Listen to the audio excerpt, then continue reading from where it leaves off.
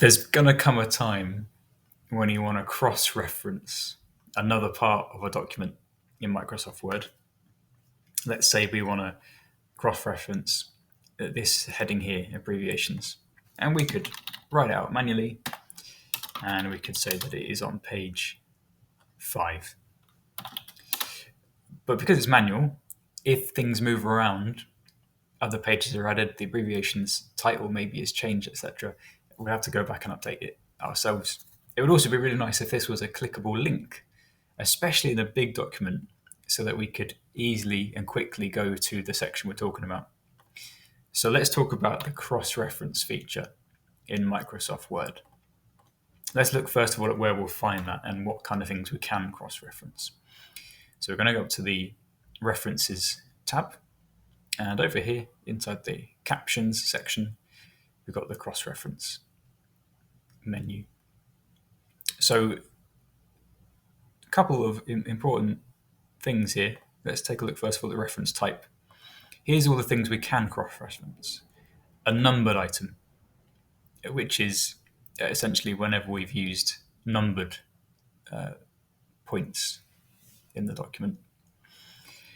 Headings. And again, this is going to rely on us having used the styles section, and we've got another video to explain how to use that to tell Word what is heading. And very helpfully, you'll see that heading 1s are not indented at all. They're all the way to the left. Heading 2s are indented a little bit. And if it's heading 3, they're indented even more. You get the idea with that. So those are all the things that we could cross-reference there. You can also cross-reference bookmarks if you added those, footnotes, endnotes, equations. And you'll see that we've added one figure in this document, so we could cross-reference that. And we can also cross-reference a table. So let's say we want to cross-reference a heading. I'm just going to write a little sentence as if we really would. C, and then let's insert heading. And let's go for abbreviations. So select that. We've got an option here as to what exactly we want the cross-reference to contain. Is it just the heading text? Is it just abbreviations? Is it the page number that the heading appears on? And if we were using numbered headings, then we could choose one of these options as well. So in this case, let's go for the heading text. And I'm going to leave that selected, insert as hyperlink, so that it is a clickable thing that we can use and jump around in the document as necessary. There we are. That's inserted. Now you'll see when we hover over it, we'd have to hit Control and click to follow it. It might depend on what settings you've got as to whether that would automatically appear with a different font color and an underline. So if it comes through like this, perhaps you just want to add, in this case, select that word, and we could use, we've not got a hyperlink style, so we can create one. I want it to be underlined, and I want it to appear as, let's go orange, nice and obvious. And then I could just click create a style based on what I had highlighted there, and we'll call that hyperlink, or it could be cross-reference, etc. Okay.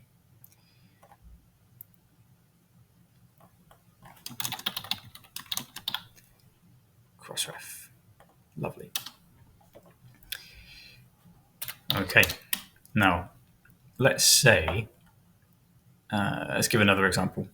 Say we're working in a step, and maybe let's say that this step depends on what happened in step 2. So, or maybe we want to link back to step 2. So let's go repeat steps 2 and 3 is what we're going to go for.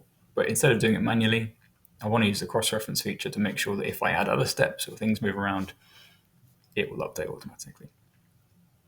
References, cross-reference, change to a numbered item, and it is step 2 that I want to insert. And so this time, I'm not interested in the page number, I'm not interested in the paragraph text, I just want the paragraph number. So let's insert that. And then I could write, and you see I can still type on here while I'm using this dialog box, and insert 3 as well. Repeat steps 2 and 3 for the next component. And in this case, they're not, we've not made them look like this hyperlink cross-reference text, different color. You might want to do that. Maybe we don't. Maybe we're just interested in making sure that it has the right numbers cross-referenced. Okay, so let's talk about how to update it now. Let's say we change the name of abbreviations, or maybe we add another step in here. So added another step. So steps 2 and 3 are now actually 3 and 4. We could update them individually by right-clicking and going update field, or we could highlight that whole row, right-click, update field, and you see there it's now become steps 3 and 4. That's going to save you so much time, especially if you use that throughout the document. If you wanted to update an entire document, just hit Control A or Command A on a Mac and do the same thing. Right-click, update field, update every reference in the whole document. Now, just to mention, sometimes text gets added. For instance, we might add like this. Or maybe we have been working on a heading that we've referenced somewhere else, and we enter down and start typing. Let's talk more about abbreviations. What can happen sometimes is that when we update the abbreviations, it doesn't quite know where the text string that you were cross-referencing ends. Let's just see if this works. Update field. Okay, so it's still only saying abbreviations. It's not added the explained bit. Sometimes it might even add the text that you've added afterwards as well. In this case, it hasn't done that, which is good. But it looks like we're just going to need to insert the cross-reference again to solve that. But that should really only happen if you're changing or adding text to the heading. So just a little warning. But overall, a super powerful feature.